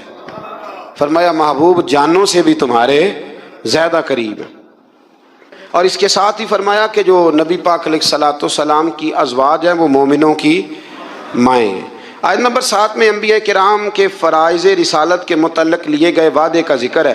پھر آیت نمبر 8 سے غزوہ خندق, جس کو غزوہ احزاب قرآن مجید نے کہا, اس غزوے کا بھی ذکر ہے. غالباً آیت نمبر 8 سے لے کر کوئی 20 آیت تک اس غزوے کا مختلف انداز میں سورہ احزاب کے اندر اللہ کریم نے 21ویں پارے میں ذکر فرمایا. کچھ یہودی بڑی بدعہدی کرتے تھے تو حضور نے انہیں وہاں سے نکال دیا تو وہ خیبر میں جا کے آباد ہو گئے. انہوں نے شرارت کی, مکے گئے اور مکے والوں کو تیار کیا کہ اس وقت بدر میں تم مسلمان تم سے جیت گئے تھے تو دیکھا نہیں تم نے احد میں, پھر تم جیت گئے معاذ اللہ, تو آؤ حملہ کرو ہم تمہاری مدد کریں گے. ابو سفیان کو تیار کیا اور کئی لوگوں کو تیار کیا, اور پھر بنو غطفان ایک قبیلہ تھا اس کو بھی ساتھ ملایا, کچھ اور قبیلوں کو ساتھ ملایا, تو تقریباً 10-12 ہزار کا لشکر لے کر انہوں نے مدینے پہ حملہ کیا, تیاری کی. نبی کریم علیہ السلام نے صحابہ کو مشورے کے لیے بلایا, بھائی خبر ملی ہے وہ تو آ رہے ہیں 10,000 کا لشکر لے کے, کیا کرنا ہے؟ سارے لوگ میٹنگ میں بیٹھے تو حضرت سلمان فارسی نے مشورہ دیا, عرض کی حضور ہمارے علاقوں کے اندر جب اس طرح کا ماحول ہوتا تھا تو خندق کھودی جاتی تھی, ایک چوڑی خندق جس کو دشمن پھلانگ نہ سکے, اس میں آگ جلائی جاتی تھی. گھوڑا کتنی کچھ چھلانگ لگا لے گا. مدینے کے 3 طرف ویسے ہی کہیں باغات ہیں, کہیں بڑی آبادی ہے گنجان آباد, کہیں پہاڑ ہیں, تو جو حصہ خالی ہے جہاں سے خطرہ ہے وہاں خندق کھود دیتے ہیں. نبی کریم نے فرمایا تمہاری بات مجھے بڑی پسند آئی ہے. آج کل بھی ویسے بڑے چھوٹوں سے مشورہ کرتے ہیں کہ نہیں؟ سوال ہی نہیں پیدا ہوتا. اور چلو میں بھی ایک بات کہہ ہی دیتا ہوں, اگر کئی دفعہ بندہ شاگردوں مریدوں سے مشورہ کر لے تو چوڑ بھی بڑے ہو جاتے ہیں, یہ بھی مسئلہ ہے. آپ مشورہ لے لینا, تو مشورہ تو آج کل ویسے بھی کوئی نہیں دیتا, جو بھی دیتا حکم ہی دیتا ہے. یعنی اگر آپ نے بات مان لی تو ٹھیک ہے, نہ مانی تو بندہ ناراض ہے. تو میں کہتا ہوں بھائی آپ نے مشورہ دیا تھا کہ حکم دیا تھا؟ اگر تو حکم دیا تھا تو پھر چلو گستاخی ہو گئی, اگر مشورہ تھا تو مشورہ رکھا بھی جا سکتا ہے اور رد بھی کیا جا. اب بہت کبار صحابہ نے یہ کہا کہ باہر جا کے جنگ لڑیں گے, اندر رہیں گے تو بزدل سمجھیں گے, لیکن حضور نے فرمایا نہیں, سلمان فارسی بات ٹھیک کرتا ہے. اب باقی ناراض ہو گئے, واک آؤٹ کر گئے, کسی نے شکوہ کیا بعد میں. مزاج کو سمجھے, اسلام کے مزاج کو سمجھے. میں جمعے میں بھی کہہ رہا تھا ہماری سب سے زیادہ لڑائیاں پتہ کیا ہیں؟ انہاں میں نے پوچھیا ہی نہیں. اس سب سے بڑی لمبی چوڑی لڑائی اس کا نام ہے نانا جی بگڑ گئے, دادا جی بگڑ گئے, ابا جی بگڑ گئے. اور موٹی بات کیا ہے, انہاں سانو پوچھا نہیں, با مرضی کر لی. یہ سب سے بڑی, آپ ٹٹول کے لیں پیچھے سے تو یہ جملہ برآمد ہو جاتا ہے. اب اس کا کیا حل کیا جائے, اور اس کی توبہ بھی کوئی نہیں, اللہ معاف کرے. یعنی معافی بھی نہیں ملتی اس فکرے کی. تو حضرت سلمان فارسی کے کہنے پر حضور نے نا خندق کھودنے کا ارادہ فرمایا. 40 گز خندق کھودیں گے 10 بندے مل کے. 10 آدمیوں کو کہا 40 گز خندق کھودنی ہے, اور یہ 5 گز گہری ہونی چاہیے. اب خندق کھودنے لگے, اور اتنی زیادہ قحط کا زمانہ تھا کہ صحابہ نے پیڑ پہ پتھر باندھ کے خندق کھودی. اور وہ بڑی مشہور روایت ہے کہ ایک چٹان نہیں ٹوٹتی تھی تو نبی پاک نے پھر آ کے 3 ضربیں لگائیں, اور ہر دفعہ فرمایا لو بھئی ملک شام کی کنجیاں بھی اللہ نے مجھے دے دی ہیں, یمن کی بھی دے دی ہیں, ایران کی بھی دے دی ہیں. اب وہ خندق کھود لی, کافر آ گئے 10-12 ہزار کا لشکر لے کے. ان کا تو خیال تھا کہ نہ کوئی تیاری نہ پروگرام، اور اتنے تو بندے نہیں مدینے میں، 10,000 آدمی کہاں سے آئے گا مقابلہ کرنے. لیکن جب خندق دیکھی تو حیران ہو گئے. اب خندق کے اس پار انہوں نے خیمے لگا لیے، اس پار مسلمان تھے. ایک جگہ سے تھوڑی سی خندق جو تھی وہ کم چوڑی تھی، تو وہاں سے عمر بن عبد ود بہت بڑا پہلوان تھا، بہت بڑا. یہ جنگ بدر میں زخمی ہوا تھا تو بھاگ گیا تھا. اس نے قسم اٹھائی تھی کہ اتنی دیر تک سر میں تیل نہیں لگاؤں گا، اتنی دیر معاذ اللہ مسلمانوں سے بدلہ نہیں لے لوں گا. تو یہ آیا اس دن، جب میدان کے اندر آیا نا، چھلانگ لگائی گھوڑے کو اس نے کسی طریقے سے، تو گھوڑا اس کا ایک جگہ سے کم چوڑی تھی وہاں سے کراس کر گیا، اٹھا. اور اس کے بارے میں مشہور تھا کہ 1000 آدمی کا مقابلہ کرتا ہے. گھوڑے کی چھلانگ لگائی، گرا، گھوڑا بھی گرا، یہ بھی گرا، پھر اٹھا. تو اٹھ کے کہنے لگا ہے کوئی میرے مقابلے میں تو سامنے آئے. اس نے پہلا اعلان کیا تو مولا علی شیر خدا اٹھ کے کھڑے ہو گئے، اٹھ کے کھڑے ہو گئے. فرمایا میں کرتا ہوں. حضور نے فرمایا علی ٹھہر جا، یہ عمر بن عبد ود ہے، 1000 کے مقابلے میں لڑتا ہے. عرض کی حضور میں بھی تو اسد اللہ ہوں نا، لڑتا ہے تو پھر کیا ہوا، دیواریں ہلتی رہتی ہیں اور در کانپ جاتا ہے. علی کا نام سن کے اب بھی خیبر کانپ جاتا ہے. مجھے جانے دے. جب تیسری دفعہ وہ پکارا تو حضرت علی کہنے لگے حضور بس کریں، اب تو حد ہو گئی، میں ضرور جاؤں گا. حضور نے اپنے دست مبارک سے ذوالفقار حیدری عطا فرمائی. حضرت مولا علی شیر خدا یوں نکلے وہاں سے کہ جیسے شیر کچھار سے نکلتا ہے. اور جب آئے نا سامنے تو کہنے لگا تیرا کیا نام ہے؟ آپ فرمانے لگے علی ابن ابی طالب ابن عبد المطلب، یہ میرا نام ہے. کہنے لگا میں نہیں تجھ سے لڑتا، تیرا باپ میرے باپ کا دوست تھا. حضرت علی فرمانے لگے بہانے نہ کر، علی کا نام سن کے بہانے کرتا ہے. تیرا باپ میرے باپ کا دوست تھا، اس کا کیا مطلب ہے؟ فرمایا میرا دوست بھائی وہی ہے جو محمد عربی کا دوست ہے. میدان میں آ مقابلہ کر. اس کو بات سن کے اتنا غصہ آیا، کہنے لگا پھر تم لڑو گے؟ حضرت علی فرمانے لگے سنا ہے تو 2 باتوں میں سے ایک قبول کر لیا کرتا ہے، کیونکہ میں نے بھی پہلوانوں کی ساری باتیں سنی ہیں. تو کہنے لگا وہ کیا؟ حضرت علی فرمانے لگے سنا ہے تو 2 میں سے ایک قبول کر لیتا ہے. فرمایا ہاں. کہنے لگے پھر 2 ہی باتیں ہیں، یا اسلام قبول کر لے یا میدان میں آ جا، ایک رکھ لے. کہنے لگا وہ تو نہیں میں قبول کرتا. تو حضرت علی فرمانے لگے پھر ڈر نہ، سامنے آ. اس نے بڑی زور سے حملہ کیا حضرت علی پہ، بڑی زور سے. حضرت علی رضی اللہ تعالیٰ عنہ کے سر اقدس پر زخم بھی آیا، میں پوری بات عرض کروں گا. اور ساری زندگی اس کا نشان مبارک سر پہ رہا، ساری زندگی. تو جب اس نے حملہ کر لیا تو پھر حضرت علی نے بغیر بتائے حملہ نہیں کیا. فرمانے لگے بھئی تیری باری ختم ہو گئی یا میری باری ہے؟ اور ذرا سنبھل کے رہنا، علی آنے لگا ہے. میں پشت پہ وار نہیں کرتا، میں بتا کے آیا کرتا ہوں. انا اسد اللہ و رسول، میں اللہ کا بھی شیر ہوں، رسول اللہ کا بھی شیر ہوں. فرمایا ذرا تیاری کر لے. حضرت علی نے ایک ہی ضرب لگائی، ایک ہی. تو صحابہ کرام فرماتے ہیں جب دونوں گتھم گتھا ہوئے تو ریت اتنی اڑی کہ کچھ سمجھ نہیں آ رہا تھا. فرماتے ہیں لوگ آنکھیں کھول کے دیکھ رہے تھے، اور جب ریت چھٹی نا تو کہتے ہیں وہ زمین پہ پڑا تھا، اس کے 2 ٹکڑے تھے اور علی شیر خدا اس کی چھاتی پہ کھڑے تھے. میرے رسول کریم نے فرمایا اس وقت، فرمایا خندق کے دن علی کی ایک ضرب ساری کائنات کی نفلی عبادتوں سے بہتر ہے. ساری دنیا کی نفلی عبادتوں سے مولا علی کی وہ ضرب بہتر ہے. 1 مہینے تک کافروں نے وہاں خیمے لگائے رکھے.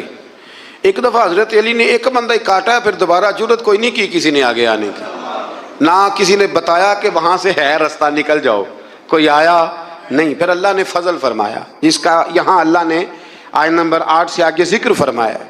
یہاں پھر اللہ نے فضل فرمایا. ان کے خیمے لگے تھے، ٹھنڈ بڑی تھی تو رب کریم نے ہوا بھیجی، ٹھنڈی ہوائیں چلی، آندھیاں آئیں، خیمے اکھڑ گئے، جانور ان کے رسے توڑا کے بھاگ گئے.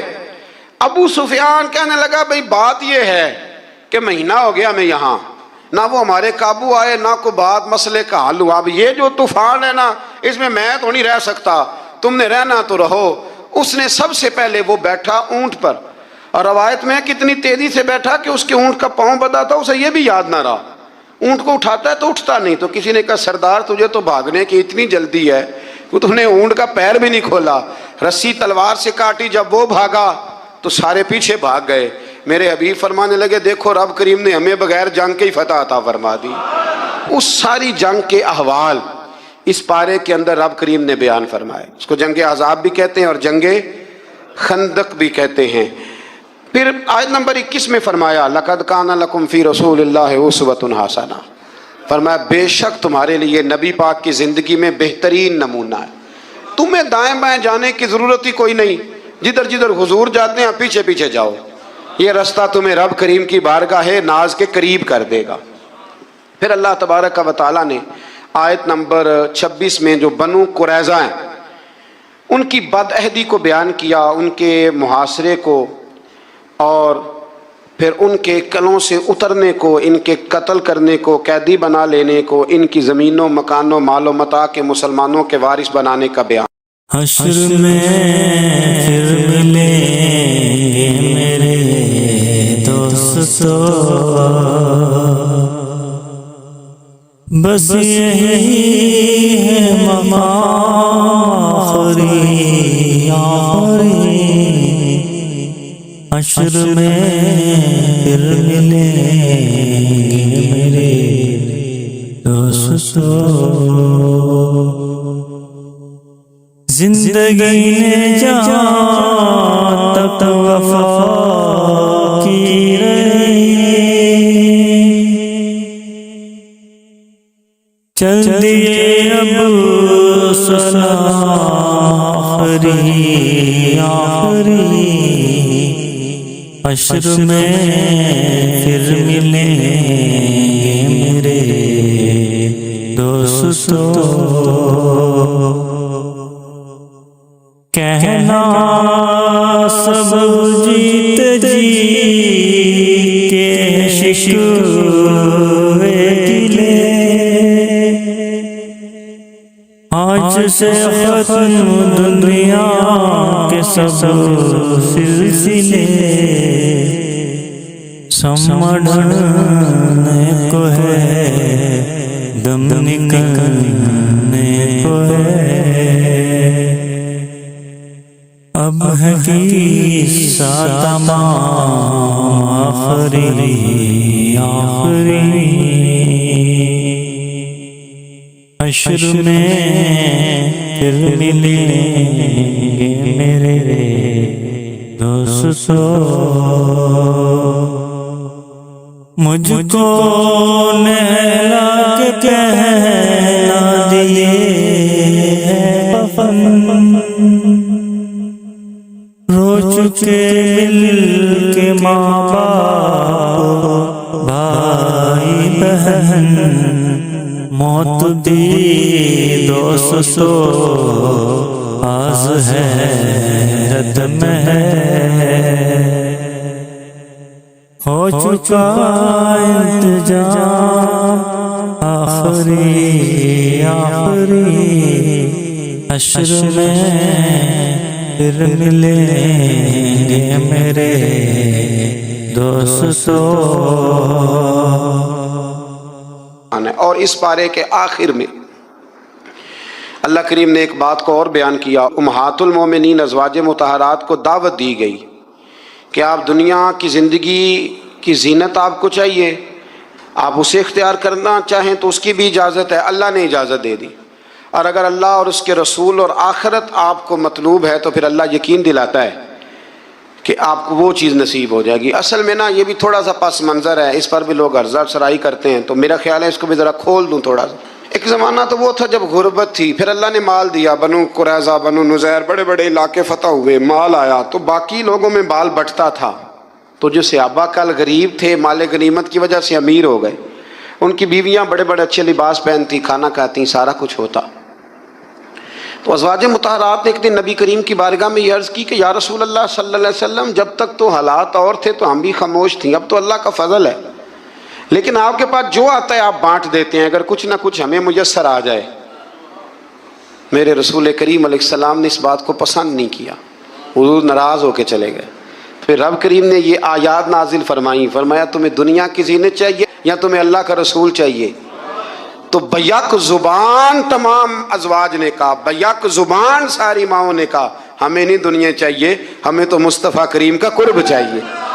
سب نے کہا کہ ہمیں تو نبی پاک کا قرب چاہیے، ہم اسی طرح رہیں گی، کھدر کا لباس پہن لیں گی، ایک وقت روٹی کھا لیں گی، پر رہنا رسول اللہ کے ساتھ ہے، رہنا نبی کریم کے ساتھ ہے۔ ایک اعلان یہ بھی ہے کہ آج سے نہ کوشش کریں رات کو کچھ دیر بیدار رہنے کی، کچھ وقت، اور رات کا آخری حصہ ہو جائے تو بڑا ہی اچھا ہے، اور ساری رات ہو جائے تو پھر تو بہت اچھا ہے۔ یہ 10 راتیں رسول کریم نے بیدار رہ کے گزاری ہیں۔ غریب لوگوں کو جب دیکھا ہے نا امام حسین کے نام کی نیاز پکاتے، غریب تھوڑا سا 400-500 کا لنگر، میں کسی بہت بڑے اہتمام کرنے والے کی نیت پر کیسے شک کر سکتا ہوں؟ سارے خلوص سے کرتے ہیں، لیکن وہ جو اپنی آمدن سے 4 روپے بچا کے 10 محرم کو نیاز پکاتا ہے نا، اور پھر جس ترتیب اور جس حسن سے وہ دعا مانگتے ہیں کسی کو بلا کے، محسوس ہوتا ہے کہ اللہ تعالیٰ نے رگ رگ میں محبوب کی اولاد کی محبت پیدا کر دی۔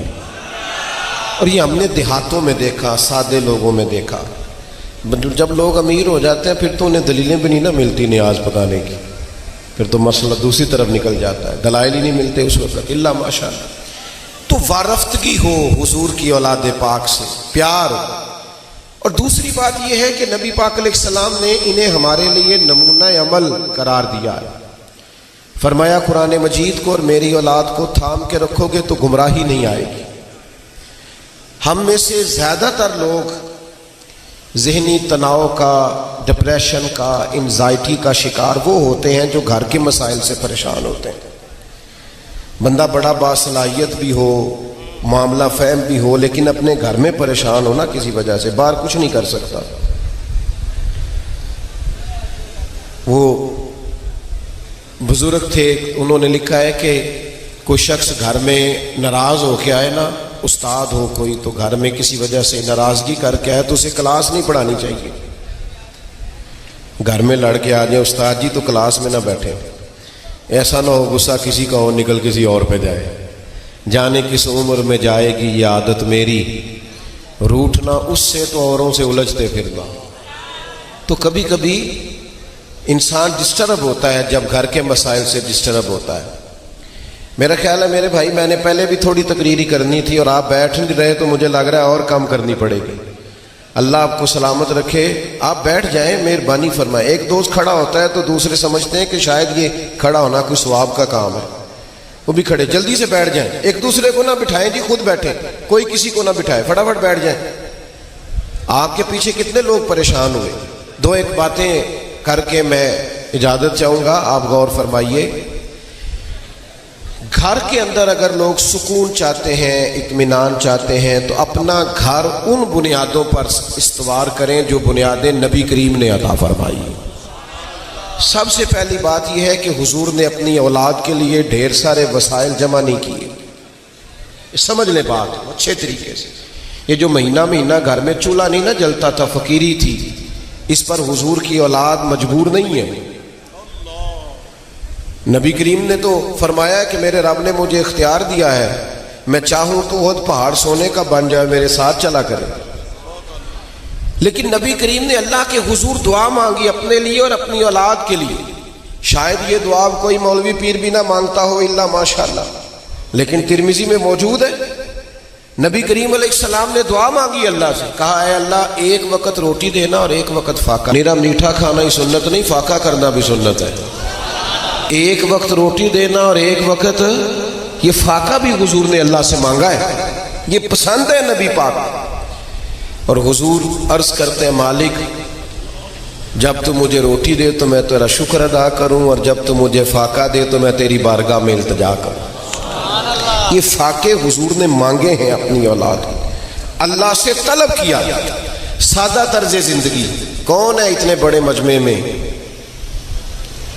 جو یہ کہے کہ میری بیٹی سسرال میں اتنا کام کرتی ہے کہ ہاتھوں پہ چھالے پڑ جاتے ہیں؟ کہے غریبی کا رونا تو ہر دوسرا آدمی رو رہا ہے نا، پر کسی کی بیٹی اتنا کام کرتی ہو کہ چھالے پڑ جائیں؟ لیکن کائنات کی سب سے شانوں والی بیٹی کے ہاتھوں پہ تو چھالے ہوتے تھے۔ اللہ کرے آپ کو سمجھ آئے میری بات کی۔ اور پھر جا کے عرض کیا یا رسول اللہ ایک غلام مل جائے، پڑھیے بخاری مسلم۔ تو کائنات کو بانٹنے والے محبوب نے کہا فاطمہ 33 بار سبحان اللہ پڑھا کرے، 33 بار الحمدللہ اور 34 بار اللہ اکبر پڑھا کریں، جب بھی پڑھیں گی غلام آزاد کرنے کا ثواب ملے گا۔ لیکن چکی انہوں نے خود ہی پیسی ہے، آٹا انہوں نے خود ہی گوندا ہے۔ او بھائی ایک تو سادہ طرز زندگی، پھر جدوجہد کا مزاج، کوشش، کاوش. وہ لوگ انقلاب لائیں گے جن کی گاڑیوں کے دروازے بھی کوئی اور بند کرتا ہے. وہ لوگ انقلاب لائیں گے جو چند گھڑیاں دھوپ میں کھڑے نہیں ہو سکتے. ایک دوست نے مجھے فون کیا ایک دفعہ، کہنے لگے مولوی لوگ تقریر کر لیتے ہیں کہ 3 دن پانی بند رہا اور 3 دن کھانا بند رہا اور پھر بھی بڑی بہادری سے لڑے. کہنے لگے انسانی وجود میں نمکیات کی کمی ہو جاتی ہے. روزہ رکھا ہوتا ہے تو عصر کے وقت بہت سارے لوگ ہیں جن کے لیے چلنا مشکل ہو جاتا ہے، اور 3 دن 3 راتیں بغیر کھائے پیے کیسے ممکن ہے؟ تو میں نے ان سے کہا کہ آپ کی بات درست ہے، پر اگر کسی کو بچپن سے عادت ہو، نہیں سمجھ آئی آپ کو، اگر کسی کو بچپن سے عادت ہو 3 دن بھوکا پیاسا رہنے کی، تو اس کے لیے کیا خیال ہے؟ کہنے لگے وہ کیسے؟ تو میں نے کہا پڑھیے نا امام راضی کو. امام راضی کہتے ہیں مولا علی شیر خدا اور سیدہ پاک نے روزہ رکھا تو حسنین کریمین کی عمریں تھیں 7 اور 8 سال کے درمیان. دونوں شہزادوں نے عرض کی ابا جی ہم نے بھی روزہ رکھنا ہے.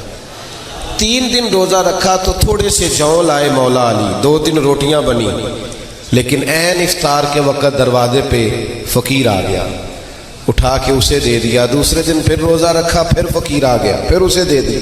تیسرے دن پھر رکھا، پھر مسکین آ گیا، اسے دے دیا. اور میں نے کہا جن کی ماں نے 7 سال کی عمر میں ٹریننگ کرائی تھی نا 3 دن روزے رکھنے اور صرف کھجور پانی پہ گزارا کرنا، ان کو پھر 50-54 سال کی عمر میں کربلا سجانی پڑی ہے تو ان کے لیے مشکل کوئی نہیں پیش آئی. ویسے تو اس کا روحانی جواب بھی ہے کہ تیری نسل پاک میں ہے بچہ بچہ نور کا، تو ہے عین نور تیرا سب گھران. آج کل لوگ فخر سے سناتے ہیں، کہتے ہیں کہ وہ گھر میں کوئی کھانا نہیں پکا ہوا تھا مرضی کا تو بچے نے موبائل توڑ دیا ہے. تو یہ کوئی کمال کی بات ہے؟ یہ صبر کیسے کرے گا؟ زندگی کی مشکلات سے کیسے گزرے گا؟ وہ جی کھانا پسند کا نہیں پکا، آج اس نے لڑائی کی ہے، آپ نے صبر کرنا ہی نہیں سکھایا، بچے کو مشقت ہی نہیں سکھائی. میں نے لاڈلا رکھا ہوا، آپ نے لاڈلا کہہ کے تباہ کر دی، اس کی صلاحیتیں ختم ہو گئی، کسی کام لائق نہیں رہا. ان کو جدوجہد کرنا سکھائیں، محنت کرنا سکھائیں، مشقت کی دنیا میں لائیں. یہ مشکلات سنوارتی ہیں انسان کو، یہ اس کو جینا سکھاتی ہے. لقد خلقنا الانسان فی کبد، رب فرماتا ہے میں نے انسان کو مشقت میں رہتا ہوا پیدا کیا. یہ سہولیات کے عادی لوگ کسی میدان میں کھڑے نہیں ہو پاتے. اپنی اقبال کہتے ہیں لہو مجھ کو رلاتی ہے جوانوں کی تان آسانی. تو اہل بیت نبوت کا جو اسوہ ہے وہ تو سادگی ہے، وہ تو جدوجہد ہے، وہ تو مسلسل کاوش ہے. علماء نے لکھا ہے 100 کے قریب آیات ہیں قرآن مجید میں، بعض نے 70 کہا، بعض نے کہا 100 کے قریب جو صبر کی بات کرتی ہیں. اللہ تو مہنگے مہنگے موبائل دے، آمین کیا کیا جائے.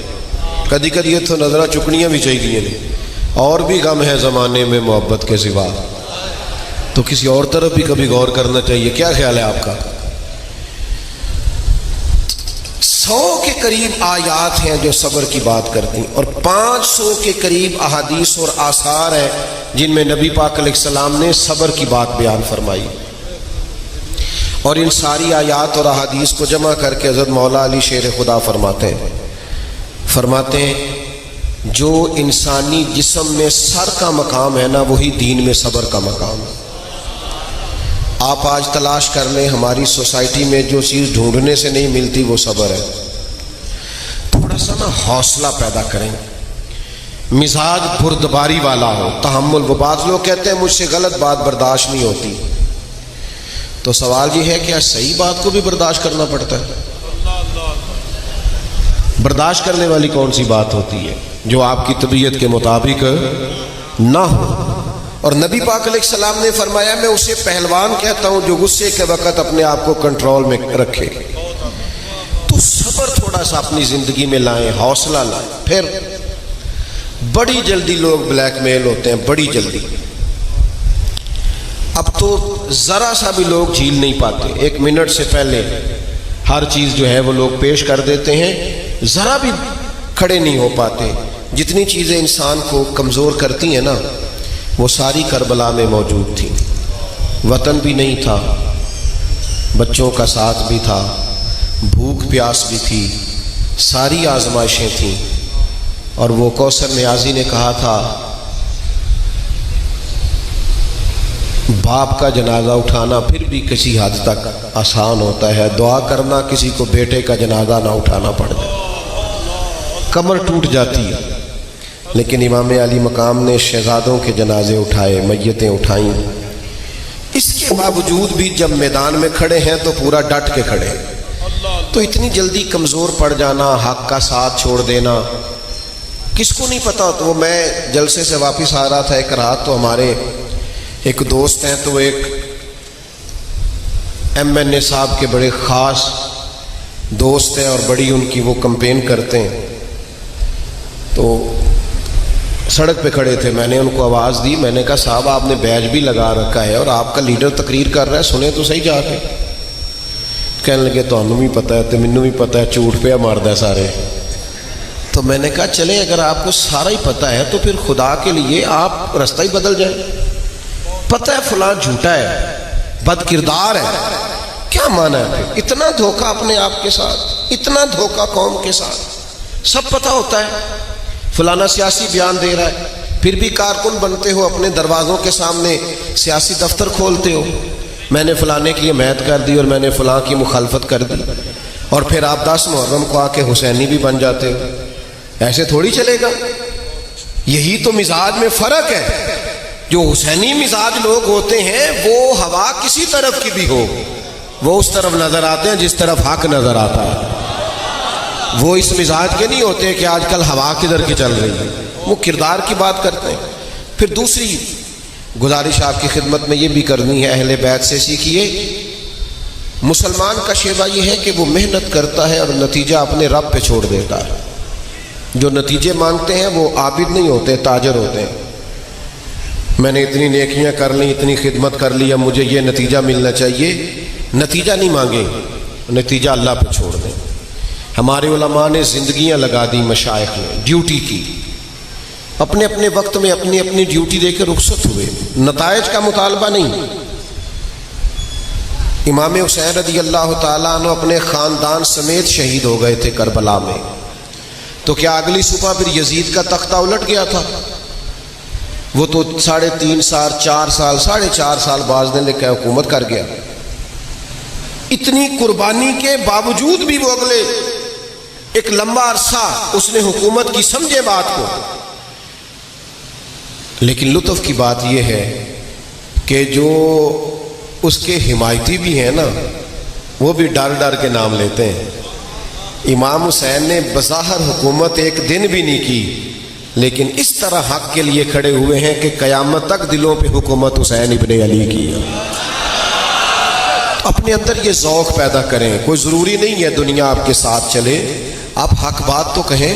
میں اکیلا ہی چلا تھا جانب منزل، مگر پھر لوگ آتے ہی گئے، پھر کارواں بنتا گیا۔ تو آپ ہمت تو کریں، جدوجہد تو کریں۔ اور پھر اہل بیت نبوت کی زندگیوں سے جو بہت زیادہ سیکھنے کی بات ہے اور سمجھنے کی بات اور غور کرنے کی بات ہے، جتنی کتابیں آپ پڑھیں گے نا سیدہ پاک کی سیرت پر، مولا علی کی سیرت پر، حسنین کریمین کے حالات پڑھا، آپ حیران ہوں گے کہ ہر مصنف نے لکھا ہے مہینہ مہینہ چولہا نہیں جلتا تھا، لیکن جس نے بھی یہ لکھا ہے نا گھر میں مہینہ مہینہ چولہا نہیں جلا، اسی نے 2 صفحے چھوڑ کے لکھا ہے جو دروازے پہ آیا ہے اسے جھولی بھر کے عطا فرمایا ہے۔ یہ جو سخاوت ہے نا، دوسروں کو ترجیح دینا، آج تو مزاج ہی نہیں ہے سخاوت کا۔ آج تو آپ کو میرا مطلب ہے کہیں کیمرے کے آگے پیسے پھینکنے پڑیں تو پھر نکلتے ہیں جیبوں سے، لیکن ویسے اگر کہیں کسی جگہ امداد کا معاملہ ہو، ناراض ہو گیا ہو جو یار میرا دل کر دے، ہو کہ آنکھوں کو نہیں کرنا، اس طرح کے ناراض ہو جاؤ کہ بدل جاؤ پھر کہ آئندہ نہیں کریں گے۔ او خدا کے بندو، اور بھی کئی طریقے ہیں، ان کو استعمال کیا جا سکتا ہے، لیکن آپ استحصال تو نہیں کریں نا۔ آپ اس شخص کو جو مجمع میں کھڑا ہے اور جس بیچارے نے بچوں کی فیس نہیں دے پایا اور بچے چھڑوا لیے، وہ کیا سوچتا ہے نوٹوں کی رم جھم میں کہ یہ میرے ساتھ کیا ہو رہا ہے اور یہ یہاں کیا لذت پیدا کی جا رہی ہے۔ کچھ چیزیں سمجھنے لائق، غور کرنے کے لائق۔ تو اہل بیت نبوت سے یہ بھی سیکھیں اپنی زندگی کے اندر. آپ اس بات پر غور کریں اور توجہ دیں کہ ہم نے حضور کی اولاد پاک سے یہ ساری چیزیں سیکھنی اور سیکھ کر پھر ان پر عمل کرنا اور اپنی زندگی کو سنوارنا ہے. آخری بات کرتا ہوں. 9-10 محرم کی درمیانی رات تھی. عمر ابن سعد امام علی مقام رضی اللہ تعالیٰ عنہ کی خدمت میں حاضر ہوا. اس نے کہا حسین 2 ہی باتیں ہیں, یا آپ جنگ کریں گے یا بیعت کریں گے. تو امام نے فرمایا سبحان. حضرت عباس اس کے جانے کے بعد حاضر بارگاہ ہوئے, عرض کرنے لگے کہ بھائی جان آپ نے فیصلہ جو صبح کرنا ہے مجھے ابھی سے پتہ ہے. تو یہ یزیدی فکر کے لوگ ہیں, یہ سوچیں گے پتہ نہیں حسین نے کوئی سوچنے کا وقت مانگا ہے تو ابھی بتا دیتے ہم نے بیعت نہیں کرنی. تو نوجوانوں غور کرنا. امام فرمانے لگے آپ کا کیا خیال ہے, میں نے سوچنے کے لیے ٹائم مانگا ہے.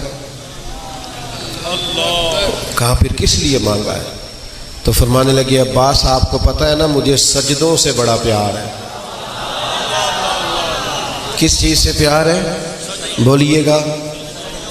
سجدوں سے بڑا پیار ہے. تو ایک رات رہ گئی ہے, میرا دل کرتا ہے میں جی بھر کے اپنے رب کو سجدہ کروں. حضرت شیخ شہاب الدین سہروردی رحمۃ اللہ علیہ کی خدمت میں نا مرید آئے بیٹھے ہوتے تھے, شاگرد آئے بیٹھے ہوتے تھے. تو 5 منٹ کا ٹائم ان سے اجازت لیتے اور جا کے 2 نفلوں کی نیت باندھ لیتے. تو بعض لوگ اس بات پر شکوہ کرتے, تشریف رکھیں جی اللہ سلامت رکھ, شکوہ کرتے کہ حضرت لوگ آئے بیٹھے ہیں اور آپ نے نفلوں کی نیت باندھ دی ہے. تو شیخ فرماتے میں اللہ رسول سے کچھ لوں گا تو تمہیں دوں گا نا, مجھے یہ سجدہ یہ مصلی بڑا کچھ عطا کرتا ہے, پھر بھی میں آگے دیتا ہوں. تو حضور کی اولاد پاک سے سیکھیں, اپنے روزمرہ کے معاملات میں ان چیزوں کو لائیں. اللہ تعالی ہمیں سمجھ عطا کرے. ایک میری گزارش سن لیں, سنیں جی پیارے بھائی, ہم بالکل شخصیات کے قائل نہیں, نظریات کے قائل ہیں. لوگ آتے جاتے رہتے ہیں, محفلیں سرکار کے نام کی ہیں, ابھی پہلے بھی کچھ لوگ چلے گئے, میں نے بھی جانا ہے, لیکن آپ ان مجالس کو اللہ رسول کی رضا کے لیے رکھیں. سب تشریف رکھیں, محفل آپ کی جاری. آخر دعوانا